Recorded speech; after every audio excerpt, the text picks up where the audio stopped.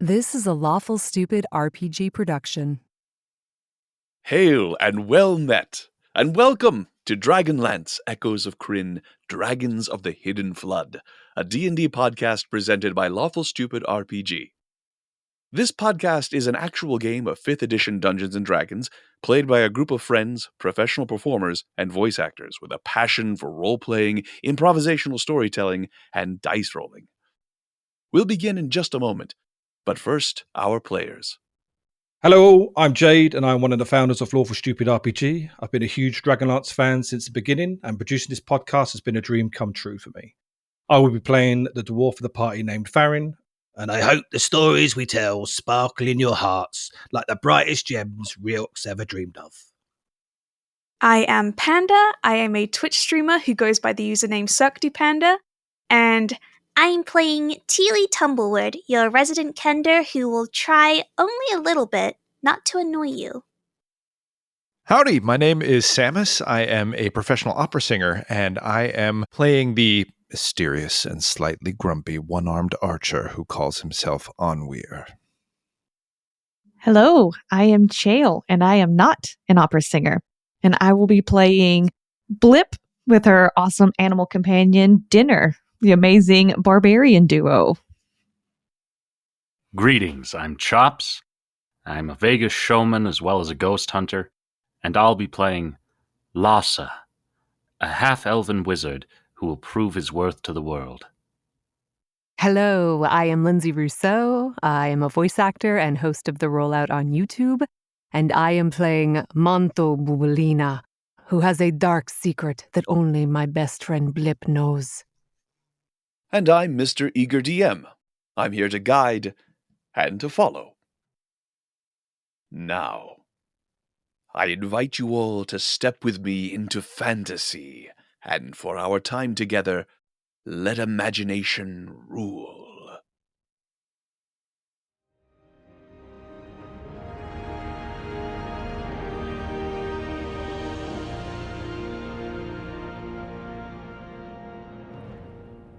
Last time, the adventurers engaged in battle with a group of deadly assassins intent on causing harm to the Imperial family. As the Theatral Spire auditorium continues to burn around them, they do their utmost to eliminate their foe and escape before they succumb to the heat and smoke.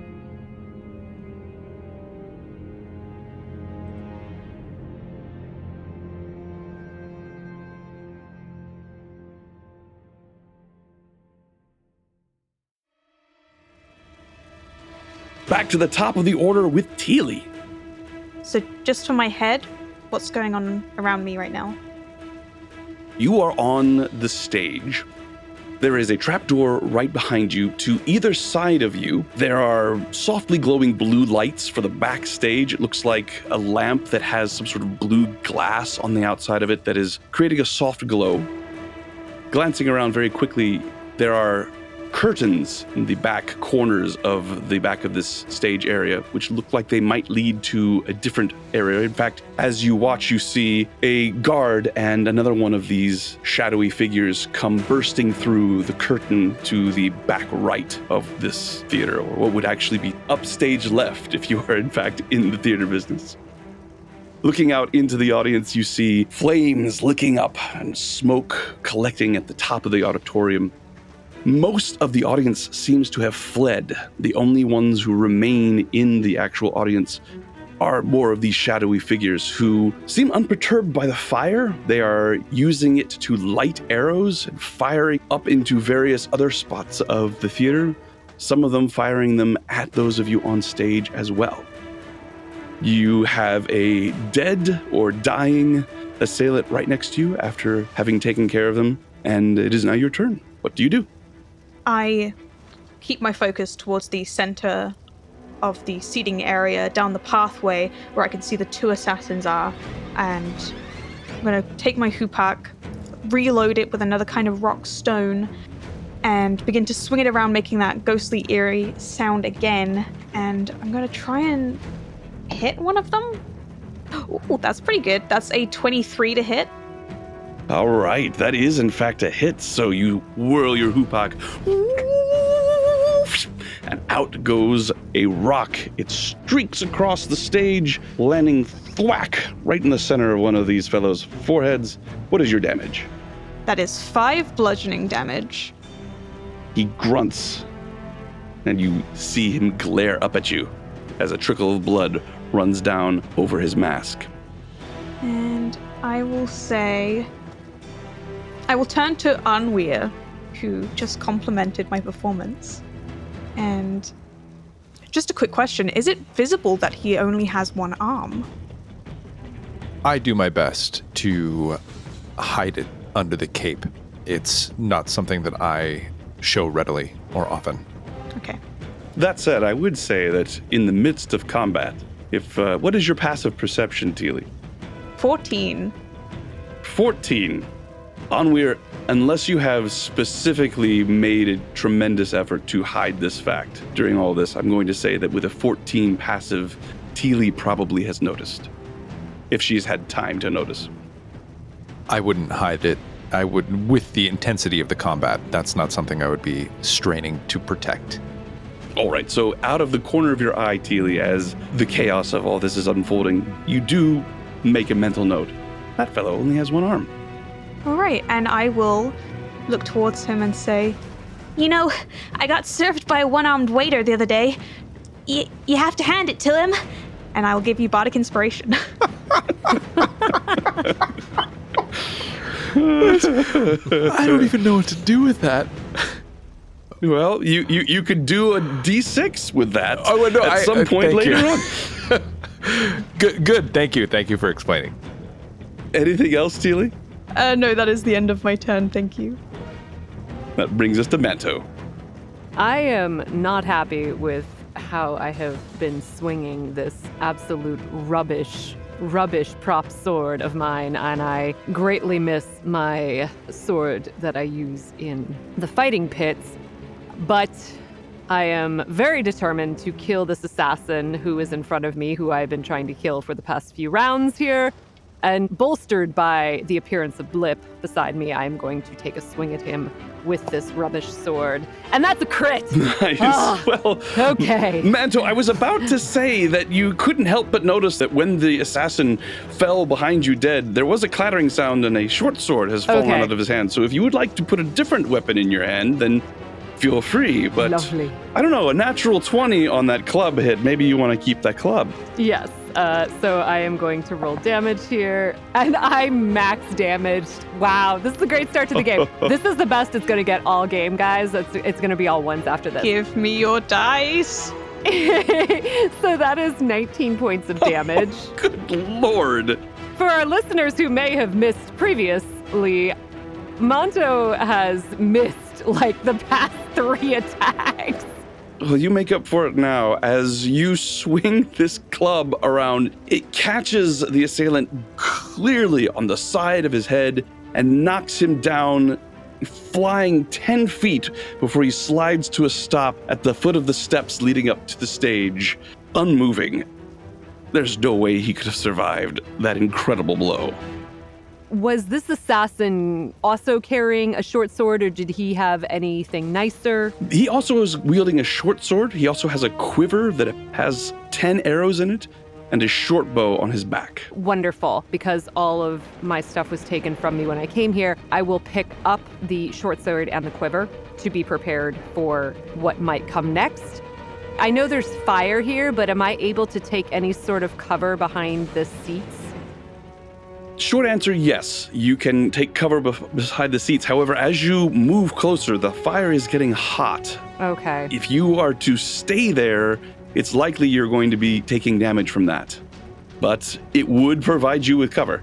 Yes, I know. I would not like to do that. However, I will just move back here, and I'm going to crouch down, so at least these assassins that are in the middle do not have a direct line of sight on me. All right, in order to do that, that means you're going prone, which means then if you want to get up from being prone on your next turn, it's going to be half your movement. Wait, so crouching is prone? Yes. In order for you to have benefit of cover so that they can't hit you, you have to go prone.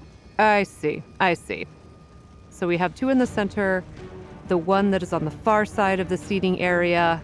Are those the only 3 left? There appears to be one in the far backstage corner. And you're right, looking across the auditorium, you see 3 in the auditorium. One is similar to where you are, right at the beginning of the seats. And then there are 2 that are standing where the musicians were playing their instruments during the opera. Okay. You know what? I'm not going to go prone, but I am going to stand. I believe I am still within... Yes, I am with attack distance of them. Okay. And that is where I am going to end my turn, and I will give a rousing shout of joy at seeing Blip here. My friend, I am so glad you have returned. We need you. I jump up and down in excitement. I help. That brings us to the assassin's turn. One drops his short bow and comes running towards you, Blip, pulling out a short sword to slash at you. He has rolled a 14. That does not hit. Does not hit. You jump out of the way. The other one takes a bead on Teely with his short bow. No. Hitting AC 11. That does not hit. All right, you dodge out of the way of that. The one who is on the other side of the theater runs forward and vaults up onto the stage. Then he draws his bow and arrow and fires at Jarvan. He has hit with a 22, but as he fires, Tulian stands in the way of Jarvan and takes the arrow instead. Grabs Jarvan and pulls him behind him by the red cloak he is wearing, dressed up as he is as a red wizard. And the arrow sticks into his body. Barely sticks into his body, I should say, doing only 2 points of damage. And then the last assassin misses the guard in the back right-hand corner. I forgot about the people outside. Right, so Farron, you are dealing with 2 that one of them is extremely wounded, having been hit by both you and Lhasa, I believe. Lhasa shot him with a spell. He strikes at you with his scimitar, hitting AC 16. Hit. 7 points of slashing. Oh dear. That's not good. Hold. Oh, As that slash begins to come over, I grip the sides of my head and I cry out, Farron, step to the side, please. I've seen it before, I'm sure of it. And he'll take a 5 on that roll. very cool. Lhasa, using his abilities as a divination mage, sees an alternate possibility, Farron, and the very last second you step aside as the blow fails to land. Oh, it misses. Nice. He does, misses completely. The other one comes forward to attack you as well. This one hits AC 11. Hits. AC 11 hits. Oh dear. Yep. You're doing 2 points of slashing damage. Okay. That is their turn. Now, Tulian Haxos takes his charge and moves to the back of the theater and stands in front of Jarvan with his sword out, looking around, wild-eyed. He is going to hold an action. That is going to bring us to Blip. All right. After being charged with that dagger, I will grab my table leg and brandish it as fearlessly as I can and charge forward and try to hit the assassin right in the knees. Okay. This is a 22 hit. I should say it does. Awesome. Side note, for the damage for the table leg, do you want me to roll damage with the maul?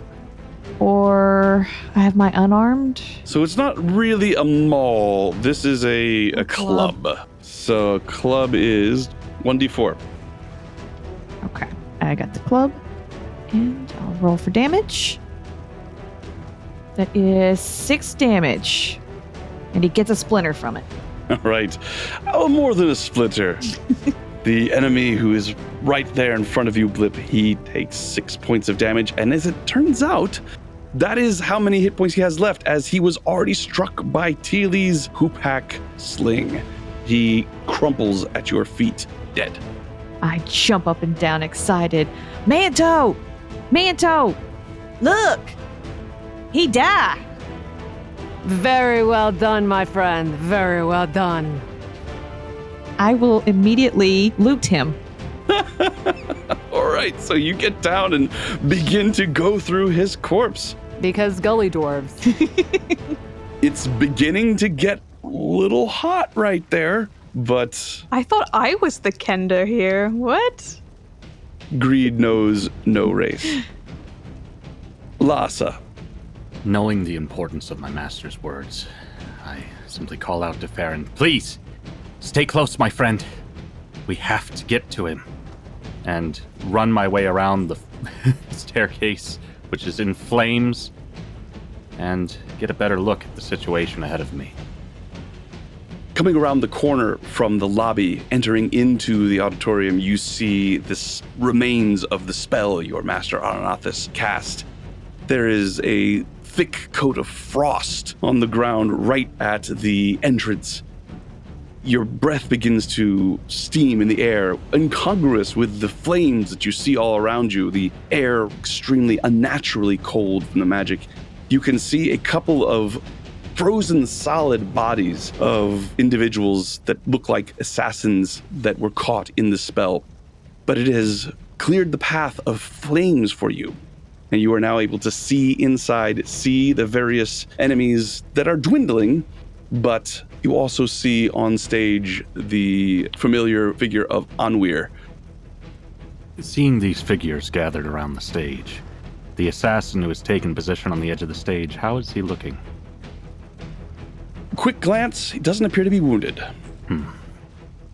Well, this is something for which I cannot stand.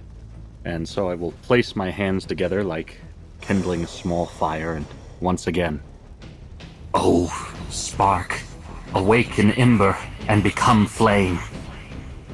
And I blow out another roiling ball of fire towards this assassin. All right, roll your attack. Let's see. Oh, that is 19 on die, so that will give us a 24. Very nice. And that'll be 10 damage. 10 damage. Goodness. So a blast of fire shoots out from the audience. It creates a bit of a whistling sound as it lances into the assailant climbing up onto the stage. As it does, he stumbles and then stands, but barely. Anything else from you, Lhasa? That will be all. Anwir. Seeing the bolt of fire come from the back of the theater, I look to the origin, and again, I am shocked to see my companion wield such force. But I only take a moment to register his skills and his abilities, and I shake my head briefly, and I look back at Tulian, and I say, "The trapdoor, take him under. I will follow shortly." And I will step forward and attack the assassin that was just hit by the firebolt with my short sword that I have stolen. You come running up to the assassin, still reeling, still smelling of brimstone, as he pats out the flames on his clothes. But as he sees you coming, he deftly rolls to the side, and your sword smashes into the stage, having missed him with an 11. I will stay engaged with him. I will keep my movement, or I will stop my movement so I stay next to him and put myself between him and Tulian and the Emperor's son. Very well. Farron. Right. I look to the two assassins that tried to strike me, and I waver the longsword at them very clumsily. You're lucky. I'd run if I were you. And I will disengage. Okay. I run after Lhasa. All right. You juke one way and then back the other, and they're caught off step as you run towards your new half-elven friend. Just want to double check your speed there, Farron. 50? You have 50 speed. No, 25, but I disengaged and moved. Well, disengaged means you get to move without incurring an attack of opportunity. Of course, yeah. I would take the attack of opportunities. You take the attack of opportunity. All right. One of them does make an attack of opportunity on you. The other one heads quickly elsewhere. Let's see here. Ooh, with a 22. Hits. 3 points of slashing damage. I laugh. All right, Farron. Indeed, you have dashed now around the corner and you are level with Lhasa. You can see now into the auditorium the quickly dwindling, but nonetheless still present, cold area created by some miracle of magic that has kept the flames at bay and kept this area clear, bringing us back to the top of the order with Teely. When I originally looked down the center, there were 2 assassins stood there. Now one has fallen. I'm going to repeat my previous action, but on the one who was standing. Once again, with my hoopak reloading, I will then have that ghostly sound as I fling it over. That is a dirty 20 to hit. That is a hit. And it is 6 damage. 6 damage. There's another swat as the man grunts. Kender. Anything else, Steely? Hearing him say that. Kender what? I can't... What? And that is my turn. Manto. I am very proud of my best friend Blip, and seeing that there appears to be one assassin still in the middle who poses a threat to us both, I am going to shoot at him with the short bow that I picked up. And that is going to be a 16 to hit. 16 is a hit. That is 7 points of damage, piercing damage. 7 points of damage is enough as you drop your short sword, quickly drawing an arrow and bringing out the bow and launch an arrow right into the throat of this assassin as he falls dead. Wonderful. I am then going to look around, and is the assassin that is downstage left, is that the only one that I see left? There is still one up in the upstage left corner of the stage. Then I am going to stay put. That is my turn. All right. The heat from the burning seats and the rest of the theater is becoming very strong, as is the smoke. You are getting to the point where Constitution saving throws will need to be made to avoid having poison or complications from inhalation of smoke, but not quite yet. If I was aware of that, I probably have, 5 feet of movement remaining? 5, 10, 15, 20. You have 10 feet remaining. 10 feet of moving. Would getting up on the stage get me away from some of that danger? It would, yes. Okay. As yet, there is no smoke or fire on the stage itself. That is all concentrated in the auditorium. Great. Then I will use that 10 feet of movement to hop up on the stage. You vault up on the stage. It is difficult terrain, so you're able to get to the very edge. To the edge. Right. Thank you. Brings us to Tulian Haxos, who looks at you, Anwir, and nods, opens up the trapdoor with a and quickly ushers the boy down the ladder into the undercroft. As he goes down, he leaves the trapdoor open and shouts, "Follow! We'll all be burned alive!" And they leave. Blip, it is your turn. Roll an investigation check for me, Blip. Amazing. Investigation. That beautiful -1 there. That's a 14.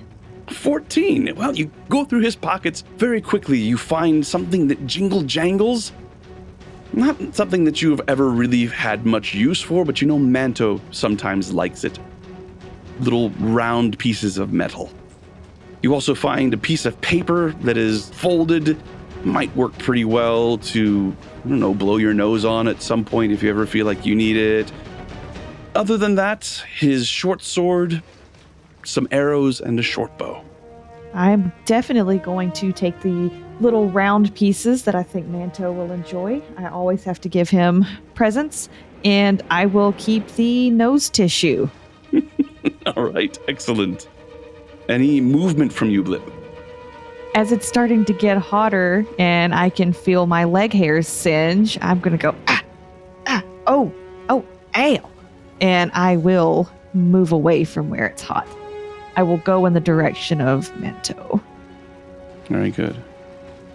I think I might have skipped the assassin's turn. Did that happen? No, Yeah, not at all. Pretty sure He it did that. A little bit.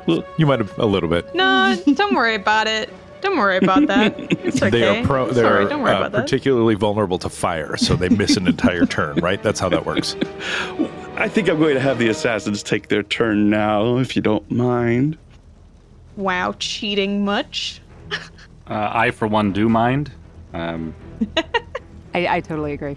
Hey, I vote we don't. we're not voting on this, people. So, the very wounded bandit steadies himself and tries to slash at you, Anwir, with his scimitar. Hitting AC 18. That is a hit. As he swings his sword, you suddenly see superimposed over the scene 2 deep green eyes that remind you very much of Aranathus. And time suddenly slows. You see the blow coming, you feel it landing, and you feel the cut in your flesh. However, while you are feeling this, you still somehow know that all you need to do is duck your head back, and you will not feel his blow. I will duck my head back accordingly. And as a result, this hit was in fact a miss. In the back, there is an assassin that attacks the guard, who he is successfully strikes. He slays a guard with 1 blow, and then advances towards the trapdoor that he saw his quarry go into.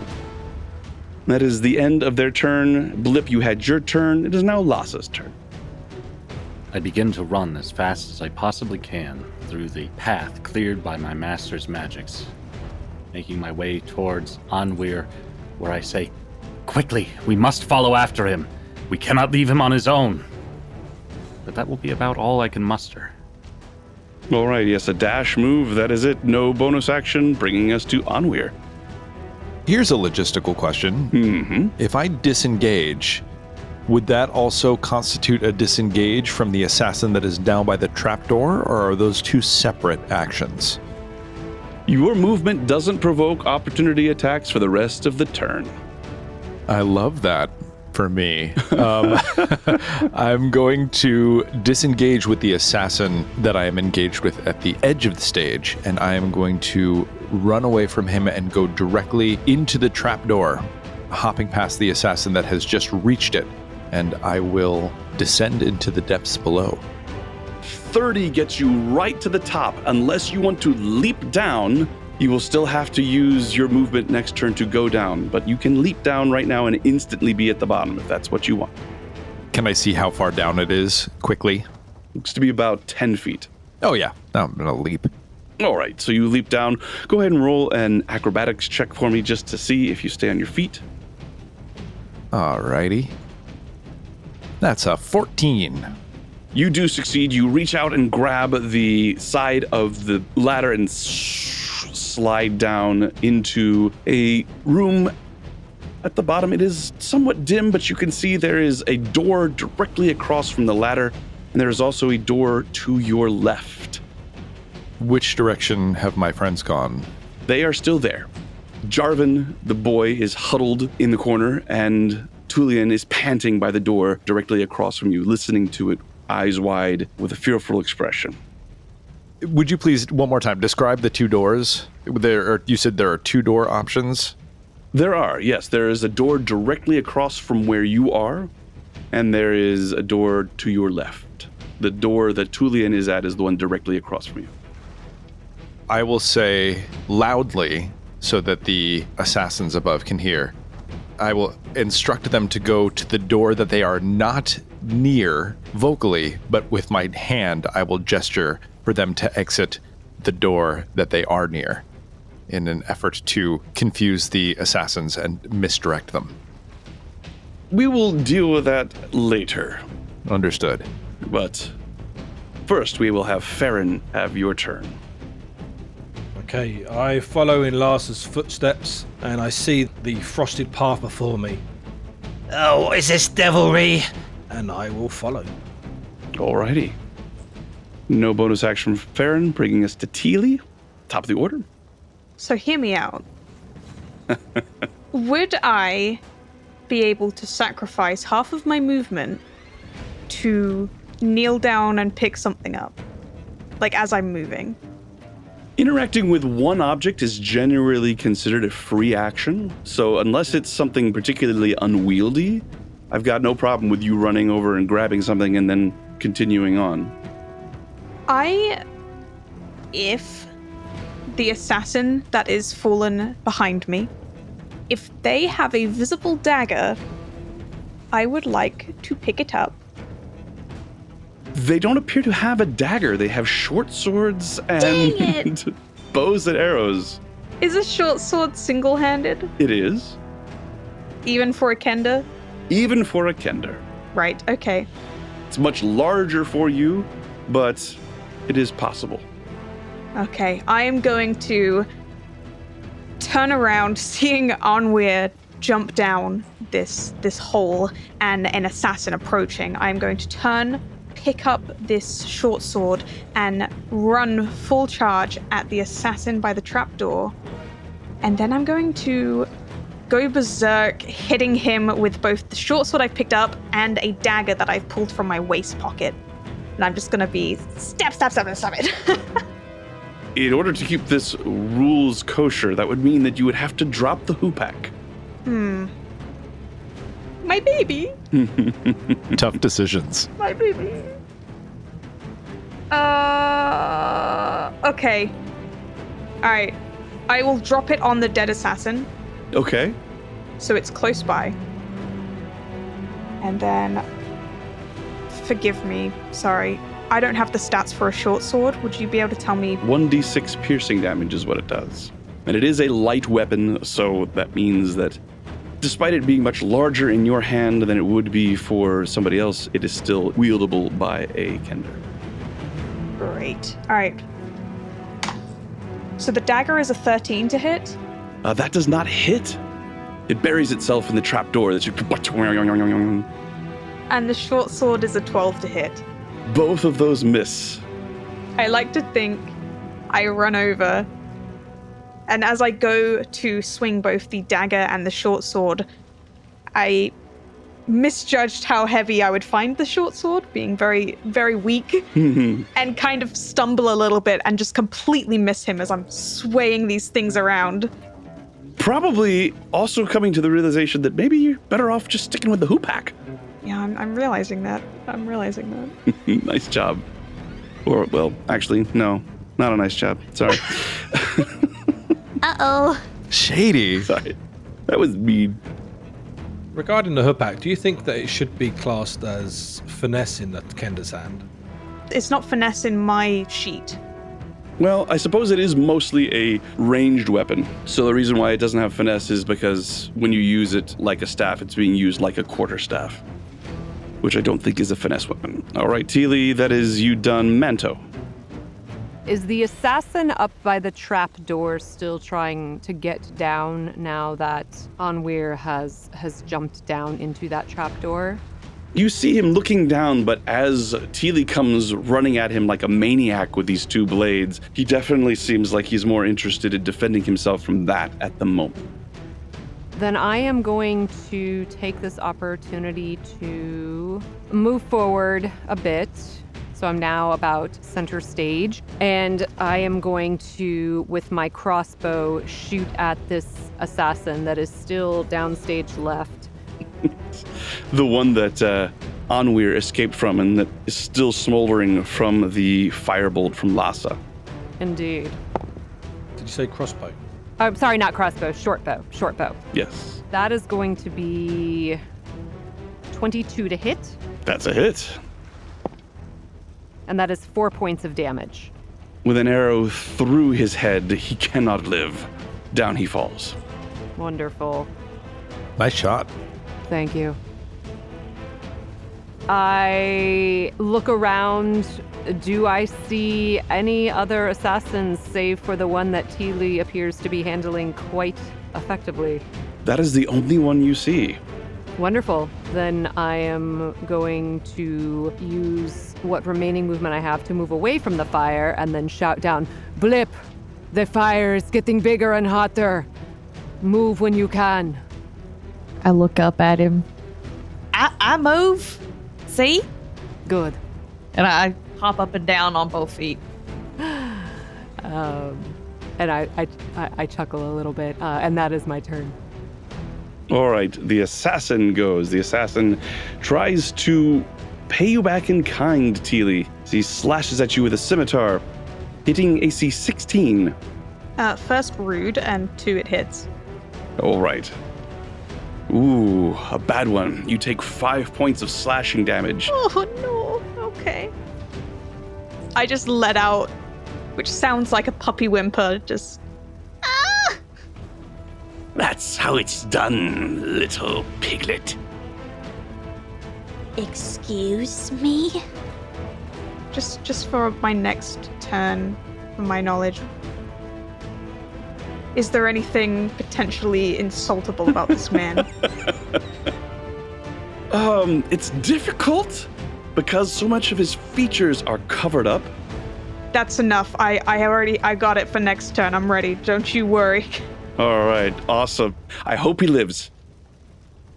Down below, Tulian looks over to you, Anwir, and puts his fingers to his mouth with one finger up, telling you to be quiet. Apparently, he hears something on the other side of the door. That's going to bring us to Blip. I am going to run towards the stage and scramble up over the edge, my little fingernails digging into the wood. You smell something as you do, and it smells like burning rat hair. You look down and see that one of little wisps of hair that's come undone from the rag that you used to keep it out of your face is smoldering a bit.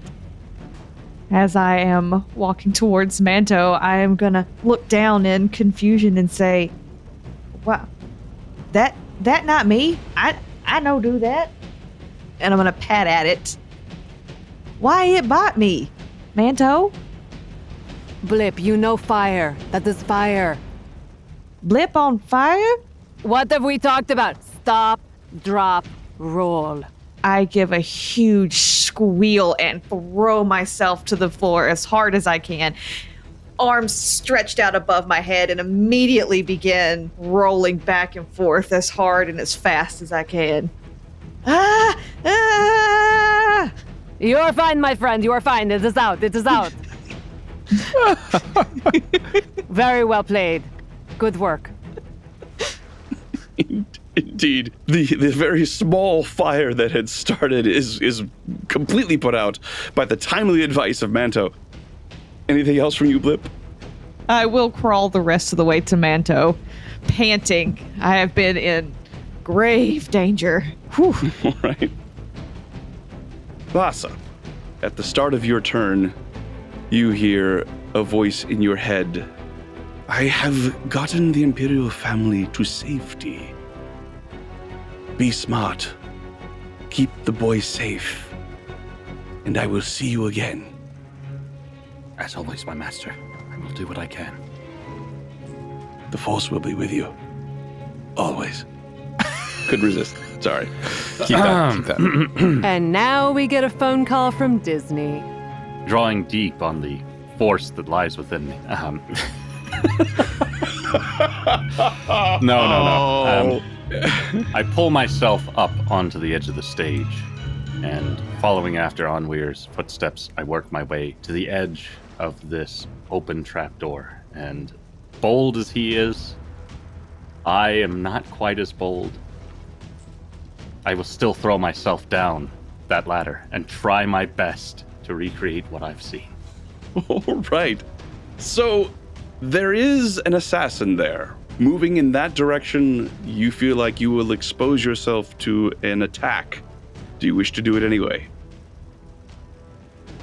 I feel I must. Very well.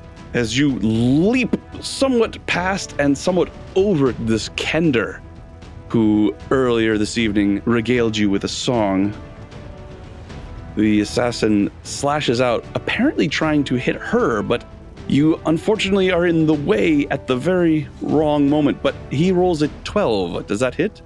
It ties my AC. However, this seems oddly familiar.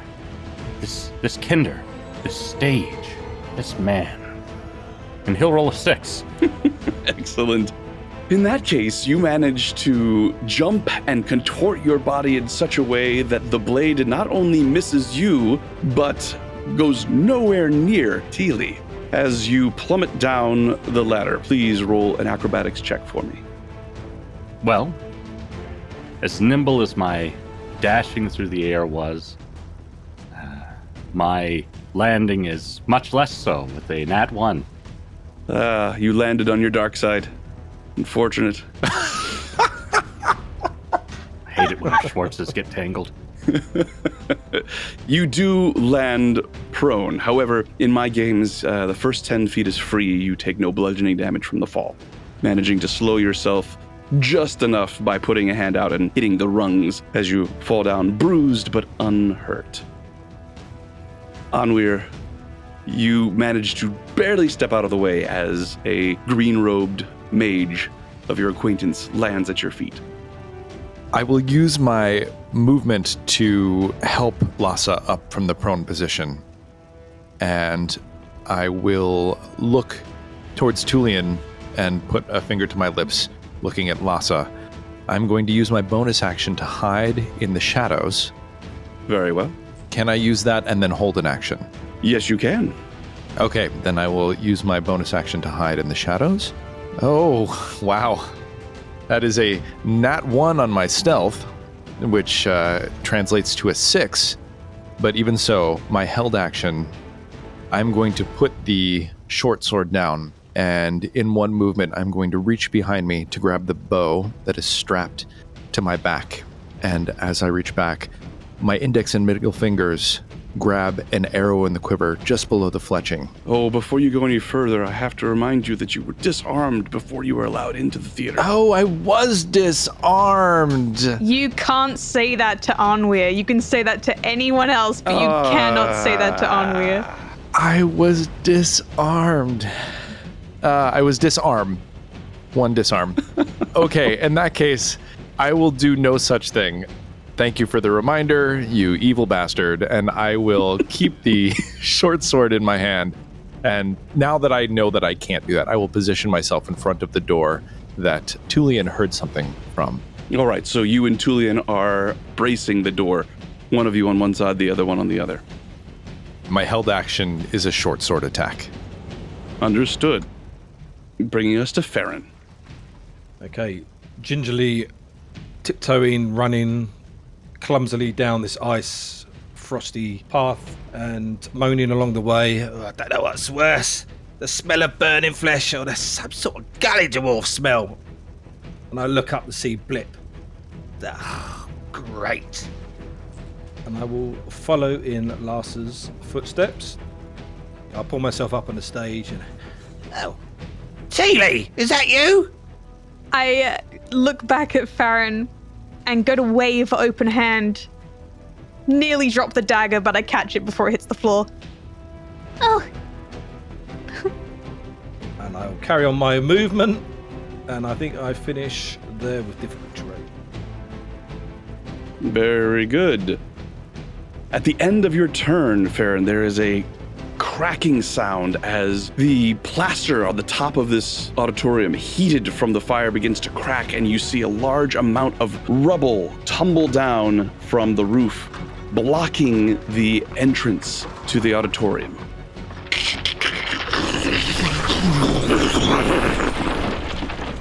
The fire is briefly put out there, but then begins to lick around the dust that has been created by this collapse and begins to burn all the brighter. Teely, it is your turn. All right. I look up at this disgusting person and I scrunch my face up with an angry expression and I try again with the dagger and the short sword. Okay, so the dagger is a 23 to hit, Well, that is certainly a hit. and that is 5 bludgeoning damage. Bludgeoning damage from a dagger, that's impressive. Oh, no. Ah! That is 5 piercing damage. Very good. So used to saying bludgeoning with the Pupak. Right. And the short sword is unfortunately another 12. All right, so the short sword swings wide, but as he lifts a leg to avoid it, he is off balance, and you drive your dagger deep into his thigh, and he hisses in pain. You know, it's a good thing you wear a mask. Even with it, I can tell you have a face that, I don't even think your mother loved it, honestly. Nice, all right. That's going to bring us to Manto. So far, I see everybody coalescing around this trap door. That's correct? Correct, indeed. Great. I suppose, being the type of person that I am, I will... And this assassin is still not dead. Still not dead. Okay, well, before I jump down, because it's an action to switch weapons, correct? Or is that a bonus action? It is free action. You can do it once per turn for free. Great. I am going to switch out the short bow for the short sword, Okay, and I am going to attack this assassin. very well. And that is going to be probably not enough. That is a 9 to hit. A 9 indeed is a miss. I thought as such. Inferior weapons. My father could make far better. And I will stay put. Really? Well, because I would provoke an attack of opportunity if I move out. He's already used his attack of opportunity. Oh, he has. Wonderful. Yeah, he used it on Lhasa. Great. I'm going to move back here then. By the very, very bulky dwarf Farron. You forgot handsome.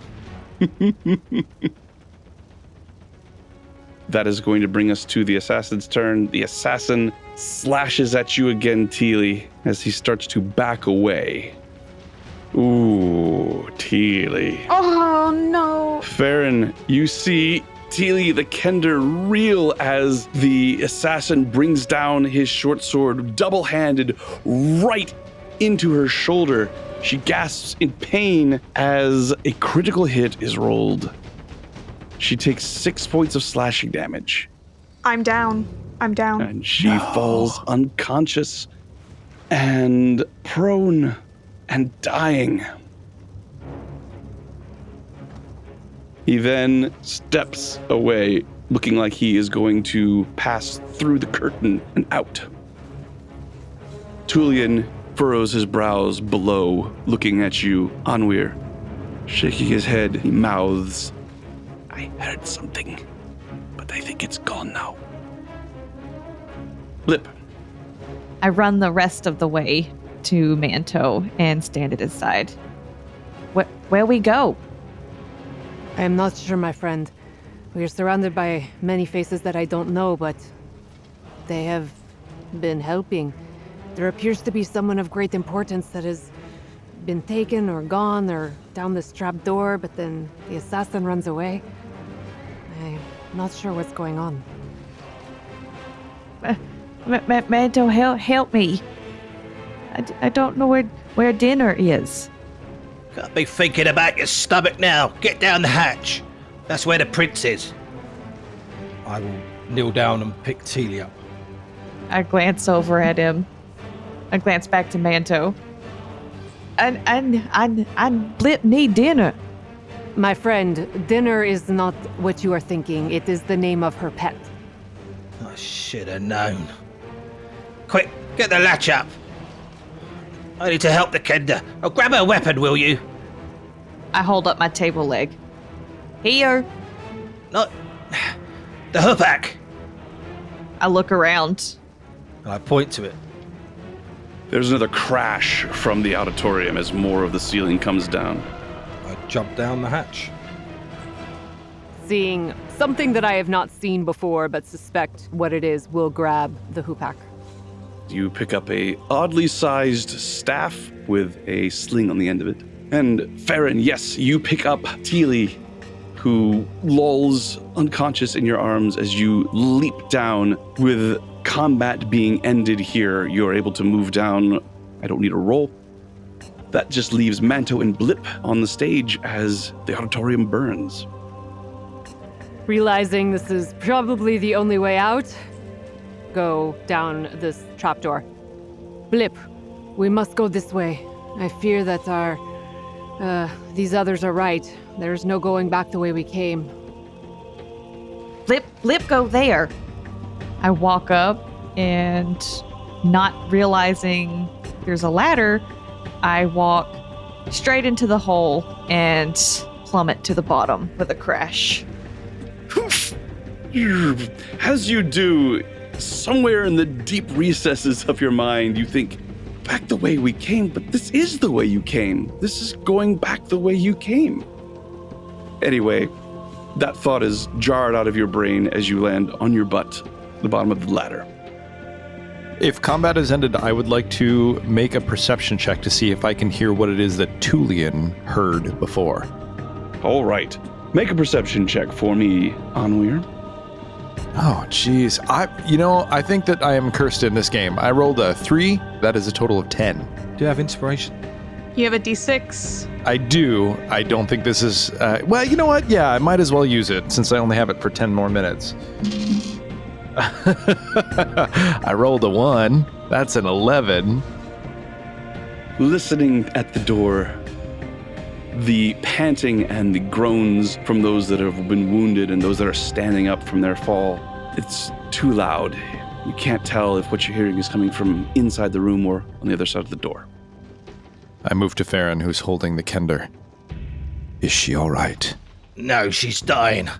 I lay her down on the floor and I pull out my griffin wing holy symbol and place it on top of her forehead. Before you do that, Farron, Teely, will you roll me a death saving throw? Yeah, that's just a d20, right? Correct. Oh, a 19. A 19. All right, so Farron, as you look at her, you see her wound is grievous, but she is still breathing and her face is flushed. I place the griffin wing holy symbol upon her head and place my hand on top of it. And I speak the words, Bashith Mahapsati.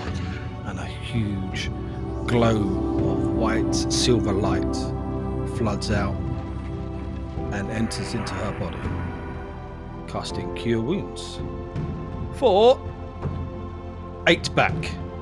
Very nice. And indeed, as Farron casts this spell, this room is dimly lit, but not dark, as the light from the hatch above is illuminating it pretty well. But when he casts the spell, this light, glorious, this beautiful light pours out of him, shines down upon the Kender's body, and then spreads out, enveloping you all, as you all get your very first good look at each other in the holy light of true healing power.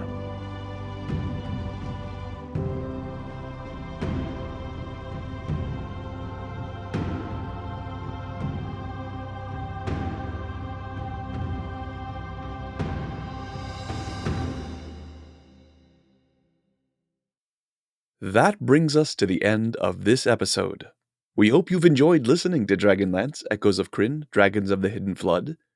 If you would like to know more about us, please visit our website at lawfulstupidrpg.com. We also invite you to join us for our live streaming games at twitch.tv/lawfulstupidrpg. Thank you so much for making us a part of your day. Until next time, as Sularus oath with us. Farewell. This has been a Lawful Stupid RPG production.